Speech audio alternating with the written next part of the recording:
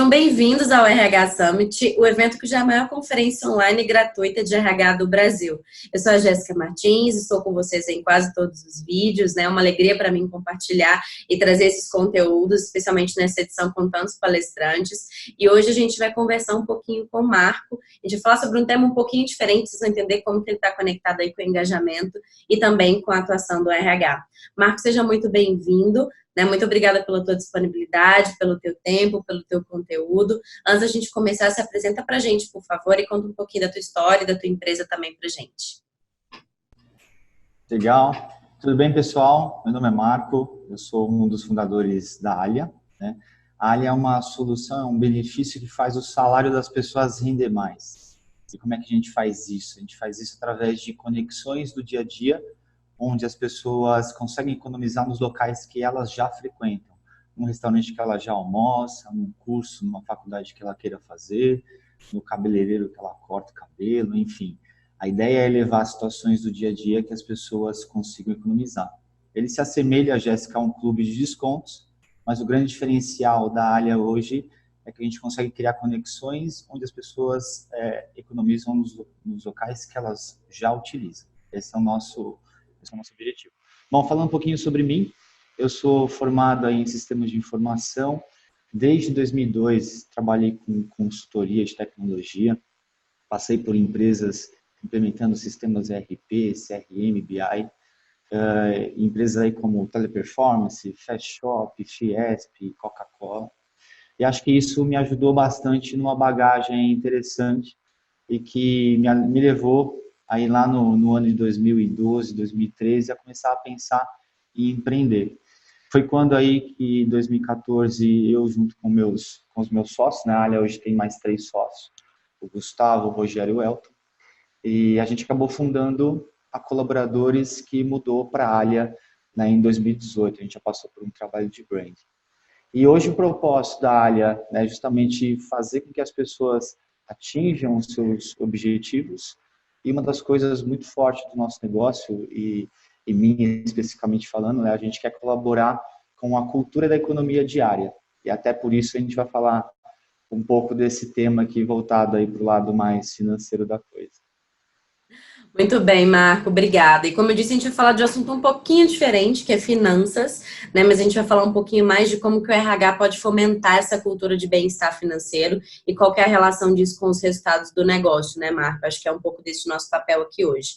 Antes até da gente entrar nas questões práticas do dia a dia, do RH e como que ele pode fazer isso, eu acho que é legal a gente entender um pouco do cenário brasileiro, né, e como que as pessoas de fato se comportam com relação a esse assunto aqui no Brasil. Traz pra gente um pouco desse panorama, pra gente ir descendo e entendendo como na prática a gente consegue cuidar disso dentro das organizações.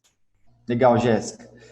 Imagine o seguinte, gente, imagine uma vida onde as pessoas são conscientes sobre o quanto ganham, sobre o quanto economizam, não compram bens por impulso ou que são desnecessários aí para o seu objetivo de vida. Infelizmente, isso é uma coisa que está longe da realidade dos brasileiros. A gente não aprendeu educação financeira em casa, a gente não aprendeu educação financeira nas escolas, e a gente trata muito mal hoje como a gente faz a gestão do nosso dinheiro, né? Então, até para contextualizar um pouco disso, acho que vale falar um pouquinho sobre o que é a educação financeira. Existem vários coachings, tem muita gente falando sobre educação financeira, várias definições sobre isso, mas uma aqui que eu gosto de usar, e até para a gente se alinhar aqui em relação a isso, a educação financeira, ela é a organização dos gastos, a alocação correta dos recursos financeiros e os recursos que ajudam também a nos proporcionar a segurança necessária para aproveitar os prazeres da vida, e ao mesmo tempo dar segurança para a gente da nossa vida para eventuais imprevistos. Então, se a gente for analisar, no frigir dos ovos, a gente tem que se limitar aos nossos gastos, eu não posso gastar mais do que eu ganho. A gente tem que fazer um colchão para a gente se proteger dos imprevistos, seja de saúde ou qualquer outra situação, um desemprego, coisa do tipo. E a gente também necessariamente tem que aproveitar a vida, dentro dos nossos limites. Então, isso é o que a gente, né, o que eu considero aqui como educação financeira. E aí eu queria trazer alguns dados aqui, Jéssica, bem interessantes, sobre o contexto do brasileiro hoje, né? A gente sabe aí que a gente tem 63 milhões de pessoas negativadas ou inadimplentes, menos de 15% das pessoas conseguem guardar dinheiro, 64% dos consumidores ou das pessoas, elas vivem no limite do orçamento. Outro dado interessante aqui, 68% dos brasileiros, eles não estão preparados a lidar com imprevistos. Menos de 9,5% das pessoas conseguem guardar dinheiro e 24 milhões de pessoas estão no cheque especial. Então, se a gente for analisar a educação financeira e o contexto financeiro do brasileiro, a gente está numa situação bem ruim, né? Vou trazer também aqui, até para você. Esses dados, gente, eles são dados aí que estão na internet, né? São dados, por exemplo, da Confederação Nacional dos Dirigentes Lojistas, o Serviço de Proteção de Crédito do Brasil. Então, são dados que estão bem latentes, né? A todo momento a gente vê os publishers, Exame, UOL, trazendo essas notícias para a gente. Eu queria compartilhar aqui uma apresentação, Jéssica, se você me permitir. Me avisa aqui quando você estiver vendo ela, tá? Só um minuto. Ok. Compartilhando. Tô vendo. Tô vendo. Legal. Isso daqui, Jéssica, pessoal, eu queria trazer para vocês que existe hoje um indicador de bem-estar financeiro. Esse indicador de bem-estar financeiro, ele foi adaptado para o Brasil, né? Quem foi que criou esse indicador foi o Consumer Financial Protection Bureau. E aí, junto com a CVM, a Universidade Federal aqui do Brasil, eles fizeram essa adaptação. Então, já é um indicador que já é mais forte lá fora, né? A educação financeira está mais forte lá fora. E eles fizeram uma adaptação aqui para o mercado brasileiro. Então, dando aqui um contexto, né, rápido sobre o que é esse indicador, a gente está falando dessas 4 bolinhas aqui. As pessoas terem controle sobre as suas finanças, elas terem a liberdade financeira para aproveitar a vida, né, que eu mencionei antes, ter foco e compromisso com os objetivos financeiros e também a proteção aí contra alguns imprevistos, né? E esse indicador, ele é medido com algumas perguntas. Então, uma pergunta aqui eu poderia arcar com despesa significativa e inesperada? Eu estou assegurando meu futuro financeiro? Por causa da minha situação financeira, eu sinto que nunca terei as coisas que eu quero na vida. Então, as pessoas vão respondendo, né, essas perguntas, e isso vai criando um score, né, um score financeiro. E aí, dentro disso, se a gente pegar aqui o histórico do brasileiro, desde quando isso começou a ser medido, ele fica dentro de um limiar entre 46, 47 e quase 50, né? O brasileiro aqui ele nunca bateu 50. O máximo que ele chegou aqui foi agora 48,9. Se a gente for acompanhar dentre, né, esse indicador com o indicador americano, por exemplo, a média do americano ele é de 54 pontos. O brasileiro ele está na média baixa, entre 38 e 49. Então, assim, tem muita água para rolar aí dentro do entendimento sobre educação financeira, bem-estar financeiro, né? Um outro dado interessante é esse dado também da PwC, é uma pesquisa bem bacana também, tem um link aí embaixo. E se a gente for analisar de 2012 para cá, né, o ano de 2019 aqui foi o ano que saltou como a parte financeira aí que de fato ela traz maior estresse, né? O quanto essa parte financeira está deixando as pessoas mais estressadas, principalmente ali os millennials, né? Então é um dado também que que ele vem à tona, né, é preocupante. E um outro dado interessante também da PwC é, aqui ainda assim no mercado, né, americano, são 59% aí dos empregados americanos, o bem-estar é a maior causa do estresse em comparação com o trabalho, com o relacionamento afetivo, família, com problemas de saúde ou outras coisas. Então, se a gente for olhar, seja no Brasil ou seja lá fora, o bem-estar financeiro ou os problemas financeiros, eles impactam negativamente na vida das pessoas. Isso não é nenhuma novidade, mas ele acaba a impactar também, vai impactar, né, o negócio das empresas, a cultura das empresas, o relacionamento entre as pessoas. Então, isso é uma coisa bem alarmante. Bom, um outro número aqui também interessante, essa pesquisa é uma pesquisa que eu peguei de uma empresa que chama Light, também é uma empresa voltada para recursos humanos. E se a gente for olhar aqui, de 2016 para 2019, a parte financeira dessas dimensões aqui de bem-estar, né, a gente tem a dimensão financeira, a dimensão mental, emocional, a física, a de carreira e profissional e a de social.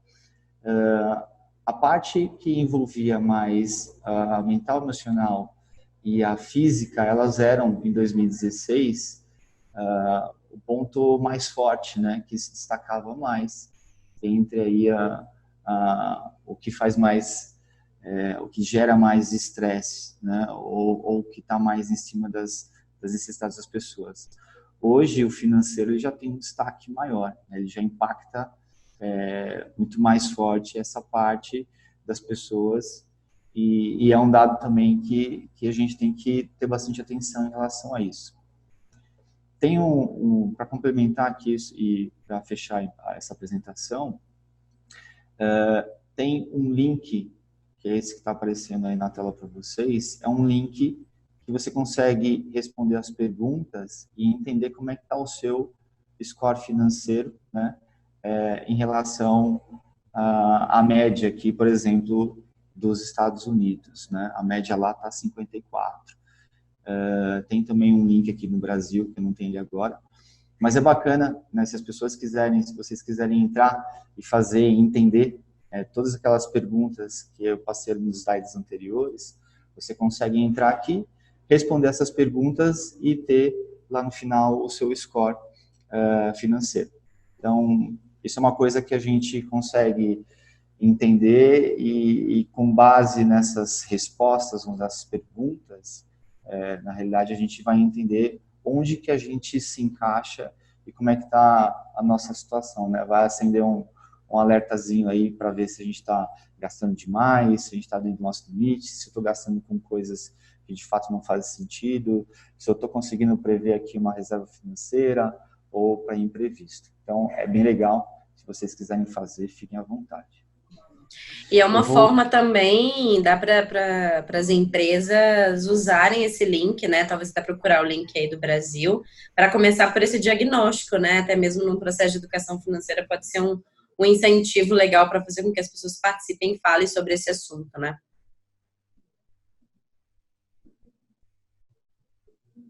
Desculpa, tinha multado aqui. Total, Jéssica. Total sentido e assim, até para fechar um pouco desse contexto aqui que eu apresentei, são dois grandes pontos, né? Primeiro falta de educação financeira para a grande maioria dos brasileiros, né? A gente não aprende em casa, não aprende nas escolas, né? O governo está tentando implementar uma pauta para que isso seja inserido dentro do ensino básico, aí, do ensino fundamental. E hoje, por conta também do cenário econômico, né, que o Brasil enfrentou e vem enfrentando aí nos últimos anos, tem muita gente estressada financeiramente. Usou as reservas, teve que pedir emprestado, passou por um momento de desemprego. Só que as pessoas elas não têm o apoio, né, para sair dessa situação. Muitas vezes as pessoas acabam sofrendo financeiramente aí em silêncio. Então, assim, as pessoas elas precisam lidar melhor com o seu dinheiro, com o seu bem-estar financeiro, né? E por isso eu vejo uma grande lacuna do RH ser o protagonista desse movimento, né?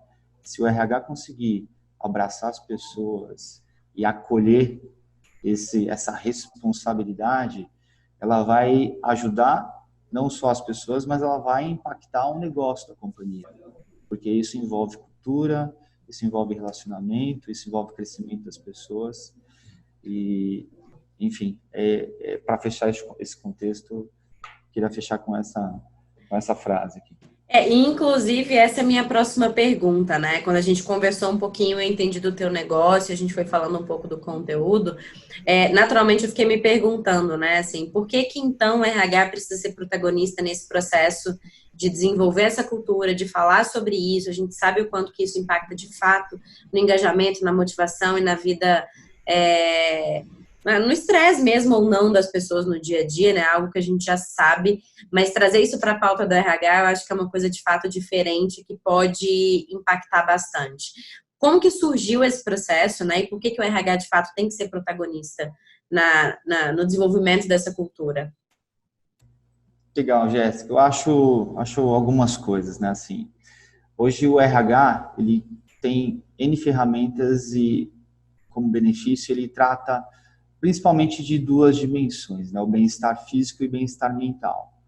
O bem-estar físico, a gente tem aí, por exemplo, as academias, ginástica laboral, grupos de corrida, nutrição, massagem, uma série de outras possibilidades aí que as empresas oferecem como benefício para os colaboradores.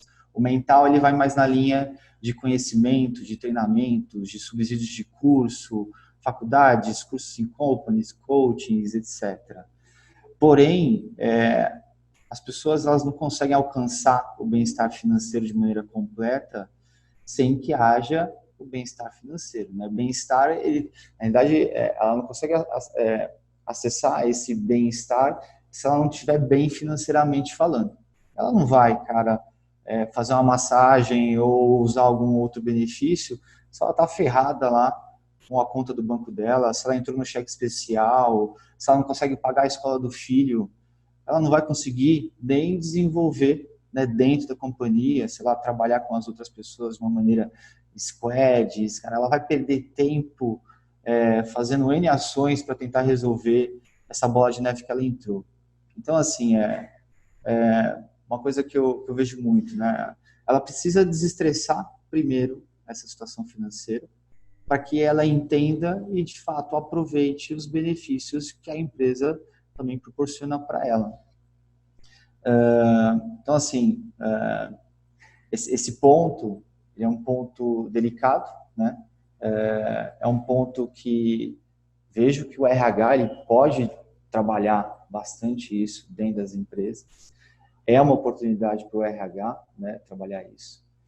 E, assim, existem N maneiras, né, do RH começar a trabalhar essa jornada.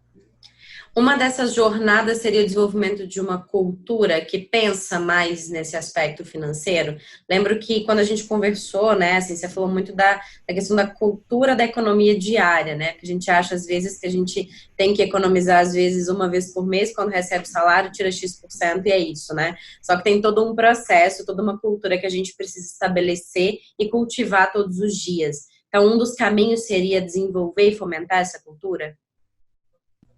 Esse ponto ele é bem bacana, né? Assim, isso a gente leva dentro da Alha hoje também, mas é como se fosse um hábito.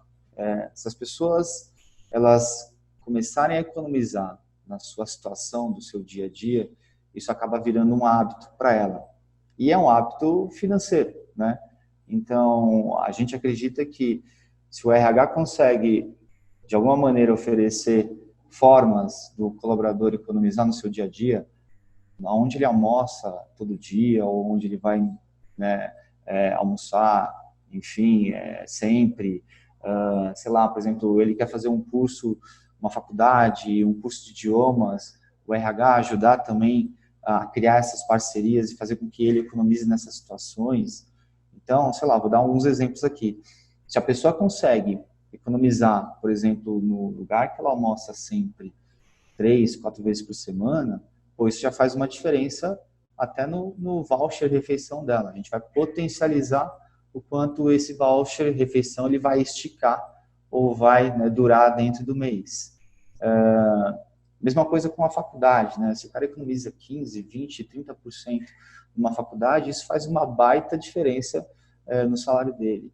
E a ideia com a economia diária, a gente não está estimulando o consumo, a gente está estimulando que as pessoas economizem nos locais que elas já frequentam. Então, isso acaba por ajudar o colaborador e começa a criar esse mindset de economia, né? Para a gente, na área, esse ponto ele é fundamental e é isso que faz, ou isso que pode ser o primeiro passo do bem-estar financeiro das pessoas, começar com esse mindset. E como que na sua percepção isso acaba influenciando no negócio, assim, né? Naturalmente tem a questão do engajamento, né, e da performance, enfim, mas na prática como que isso influencia no negócio como um todo? Cultivar essa cultura. Assim, se a gente for analisar, vamos quebrar em duas partes aqui, né? Vamos quebrar na parte da empresa e na parte do colaborador. Quando o colaborador ele passa a economizar e ele entende esse mindset, ele começa a ter uma mentalidade mais crítica, uma consciência também, até em relação ao orçamento da empresa, né? Aqui eu estou falando de fazer melhor uso do dinheiro, olhar um pouco mais para a situação financeira da própria empresa e até passar a cuidar disso melhor. Um outro ponto em relação à empresa é a cultura. Quando você tem alguém estressado financeiramente, esse cara acaba impactando negativamente as pessoas, né? Então, isso acaba refletindo na cultura organizacional e na relação também entre os colegas de trabalho, né? Você tem um cara mais motivado, menos disperso, ele está mais engajado, ele está mais ligado. E, cara, com a pessoa, né, no nível onde ela tem essa segurança psicológica, porque ela não está estressada financeiramente, ela vai acabar rendendo mais, né? Ela vai acabar sendo mais proativa, mais produtiva, mais eficiente, e isso vai ser muito bom para a empresa e para o negócio. Para o colaborador, né, se a gente voltar um pouquinho lá no contexto, né, desses pilares educacionais da educação financeira, a ideia é fazer com que ele saiba economizar bem o seu dinheiro e tal, e tornar isso um hábito dentro da vida dele. Então, a ideia é, para o colaborador, se ele usa bem esses lances, né, do bem-estar financeiro, se ele consegue economizar diariamente, se ele tem melhor controle dos seus gastos, ele está também aproveitando os benefícios que a empresa oferece, né?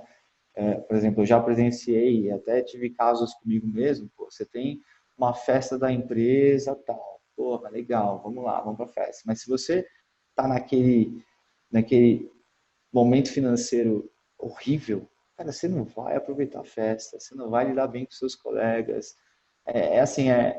O bem-estar financeiro, a situação financeira, ela é um ponto delicado porque ela acaba impactando o todo, né? Todas as situações ali da vida e das áreas que a pessoa se relaciona. Para a empresa, isso é um complicômetro, porque a cultura ela vai ser impactada, as relações humanas dentro da empresa vão ser impactadas. Então, assim, é tão bom para a empresa quanto para o colaborador. E assim, na minha visão, é algo que, se o RH conseguir ajudar nesse sentido, vai ter um resultado financeiro para a empresa também muito bom.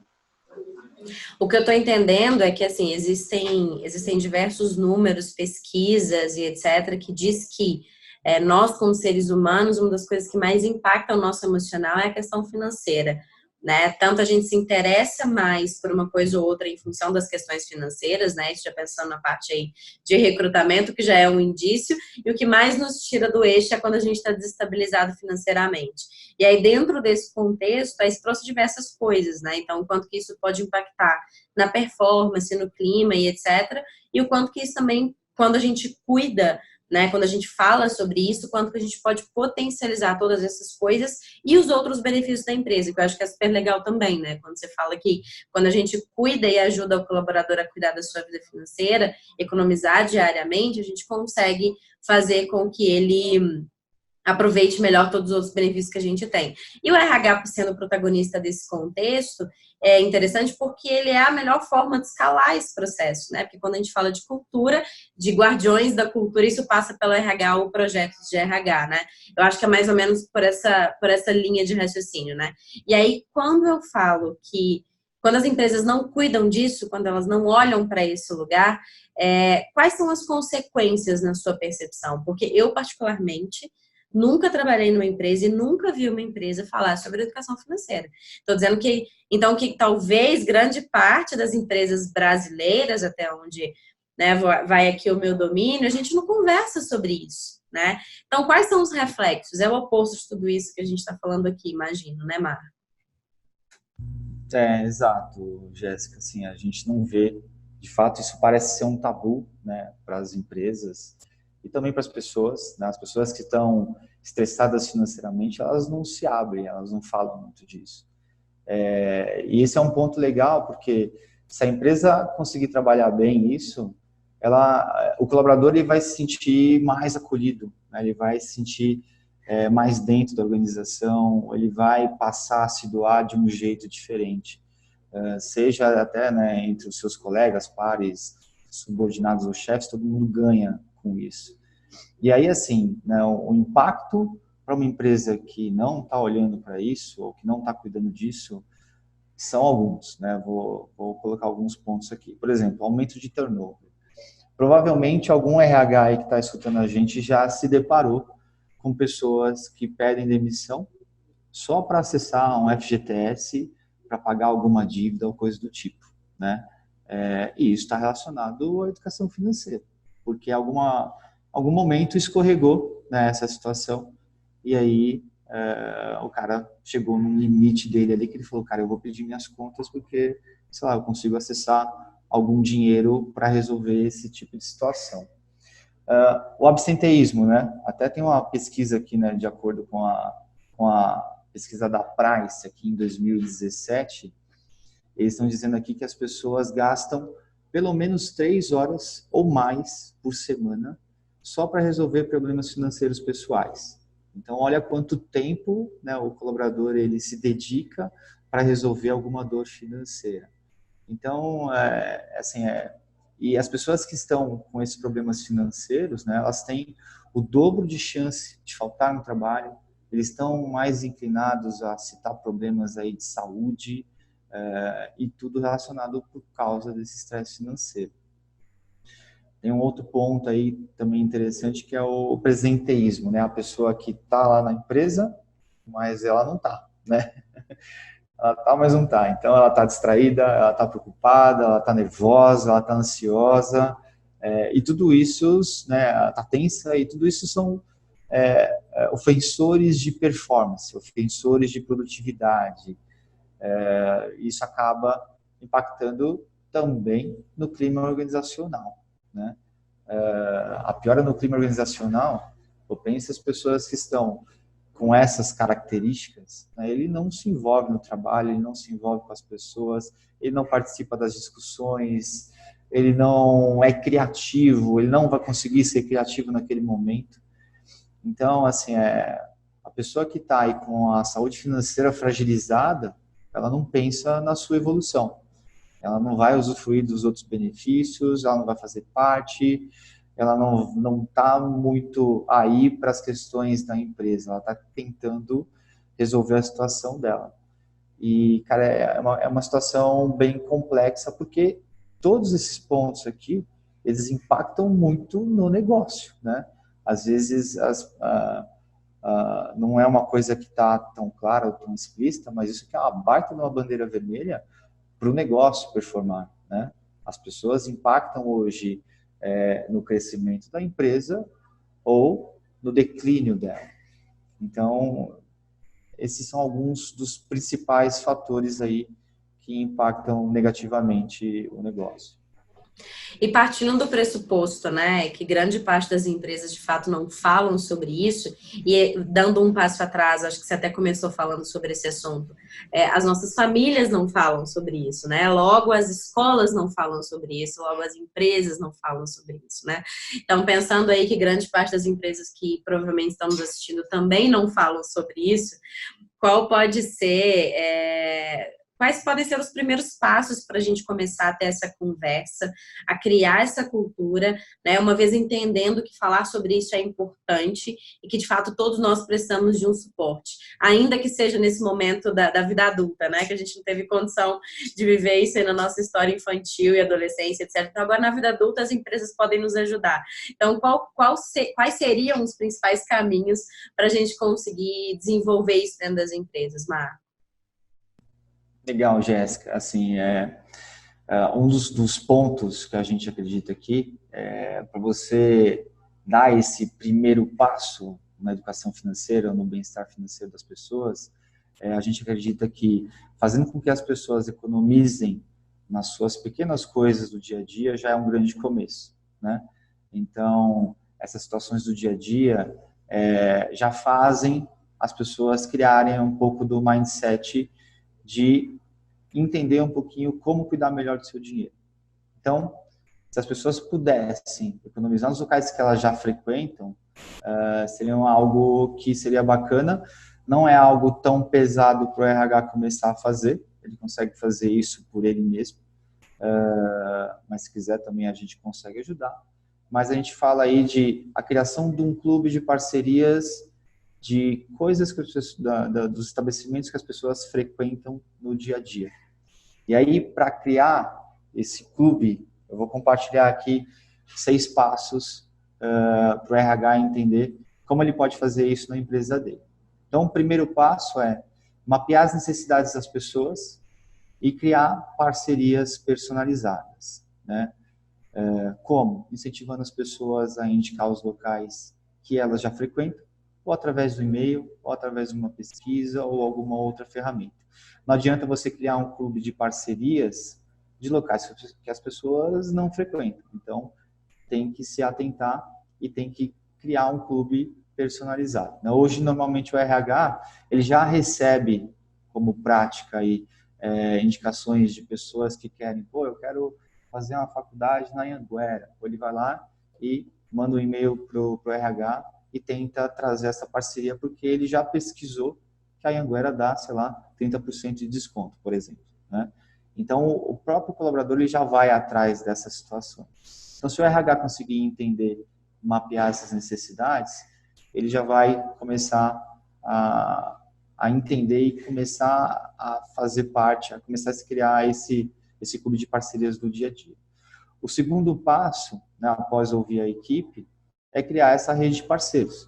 Então, importante aí dentro dessa rede de parceiros é criar uma variedade que atenda a todos. Então, tem empresas aí que têm escritórios espalhados pelo Brasil, outras fábricas, outras unidades. Não vale só fazer para a matriz, né?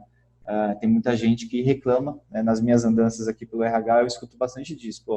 Às vezes, os próprios colaboradores, eles falam, você só coloca um benefício tal para a matriz, as coisas melhores só estão lá, e a gente que está aqui na fábrica não tem nada. Então, esse benefício ele também tem que ser para todo mundo. O terceiro passo aqui seria formalizar essas parcerias, né? Então, você determinar as regras, os descontos, deixar de maneira clara como que funciona, né? Como é que ele vai até o restaurante da Dona Maria e tem 10% de desconto. Isso tem que estar claro, né? De alguma maneira ele tem que estar claro, tem que ter um período de validade, o colaborador tem que saber como é que estão essas regras estabelecidas. E cada local, cada categoria, ele funciona de uma maneira diferente, né? Então, por exemplo, numa faculdade, normalmente você tem que entregar um formulário preenchido pelo próprio colaborador, assinado pelo RH da empresa. Então, essas regras têm que estar bem claras para os colaboradores. E aí, o quarto passo é comunicar bem esse programa. Então, depois que você determinou as parcerias, né, você já criou essas regras, os descontos, as informações, você precisa comunicar. Então, não adianta você ter uma rede de parceiros, ter ótimas parcerias se as pessoas não conhecem. É preciso divulgar e fazer com que os seus colaboradores utilizem, né? Então, é preciso lançar esse programa dentro da empresa. As pessoas precisam saber que ele existe, que esse benefício existe. Então, existem campanhas periódicas, né, que o RH pode fazer com o apoio da comunicação interna, seja por e-mail, por rede social, por TV corporativa, ou outras ações que às vezes ele identifica ali que na empresa dele é possível fazer, através de lideranças, de encontros com os colaboradores e assim vai. Mas é muito importante que essa comunicação ela aconteça, né? Hoje, dentro da área aqui, a gente tem toda essa parte de comunicação e funciona super bem. Facilidade de acesso. Quinto passo. Esses benefícios ou essas parcerias, elas não podem estar escondidas, né? Na área, hoje a gente tem uma plataforma e tem um aplicativo também, mas se o RH ele tiver outras formas de se divulgar isso, ele pode usar também. Murais, TV corporativa, enfim, né, como eu falei antes, mas isso não pode estar também só restrito ao âmbito da empresa. Por exemplo, tem empresas que têm intranet, o funcionário só consegue acessar lá de dentro. Saiu da empresa, ele não consegue mais acessar.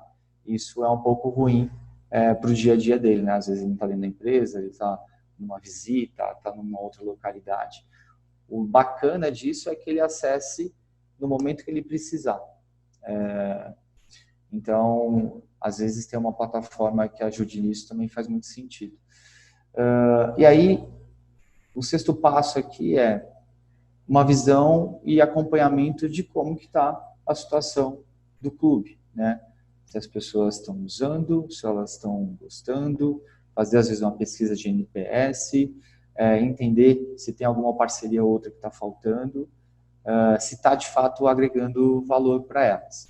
Isso é muito importante, o RH entender como que esse clube de descontos está de fato agregando valor na vida das pessoas. Está economizando no dia a dia, as pessoas estão vendo valor, são parcerias que elas usam sempre, e isso vai fazer total diferença.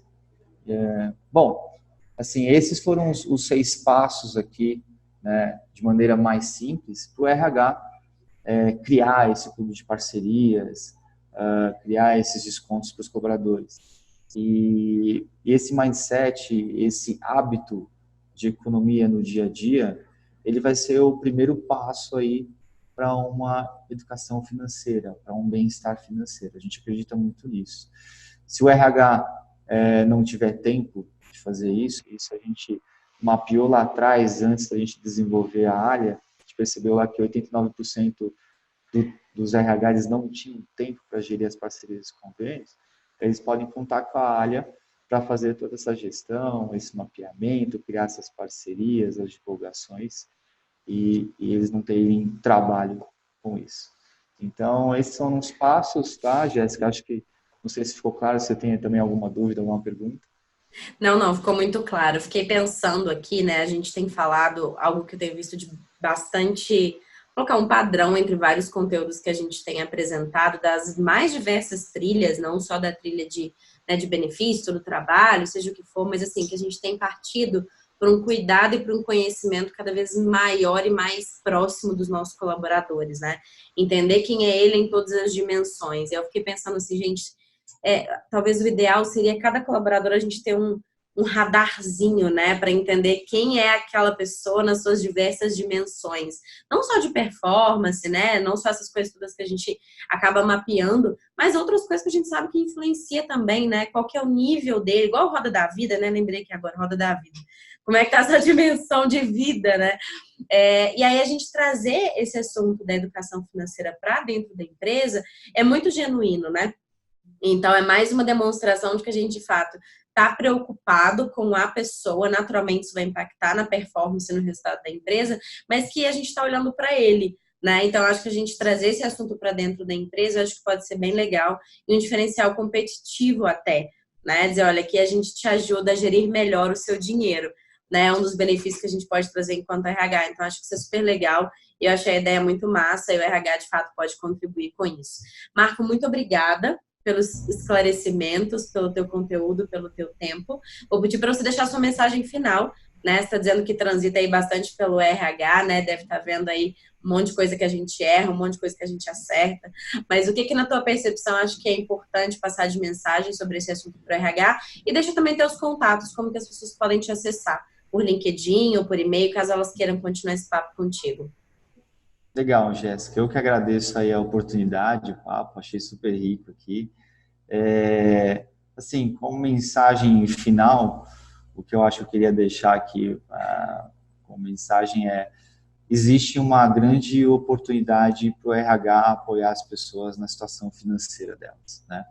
Não tem ninguém olhando para isso, e isso é uma coisa que impacta não só as pessoas, mas impacta o negócio. A gente fala de a gente começar a transformar o RH, e o RH está passando por uma grande transformação, sim, só que quanto mais próximo das pessoas e mais próximo do bem-estar financeiro delas, melhor vai ser o resultado do negócio.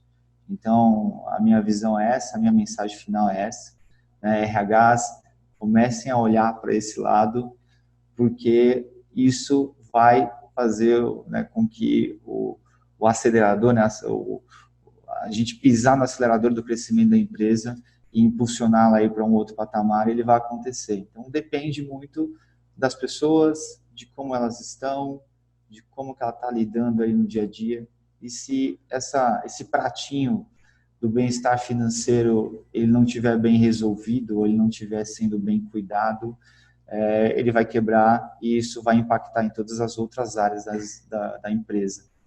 Então, esse é o meu recado final. Os meus contatos aí, se alguém quiser me mandar uma mensagem, o meu LinkedIn é Marco Ferelli, só me adicionar lá, segue a gente sempre costuma postar algumas coisas bacanas em relação também a bem-estar financeiro. O meu e-mail é marco@alia.com.br, e se alguém quiser também me mandar um WhatsApp, me ligar, meu telefone é 11 94774 7433, tá? Estou aqui à disposição. Obrigado pelo papo, Jéssica, pela oportunidade, foi super bacana, e eu fico também à disposição de vocês, se vocês quiserem entrar em contato, só me chamar que eu estou por aí. Muito bem, obrigada, Marco. Obrigada, pessoal. Até o próximo Obrigado. conteúdo. Tchau, Valeu, tchau. Jéssica. Obrigado. Até mais.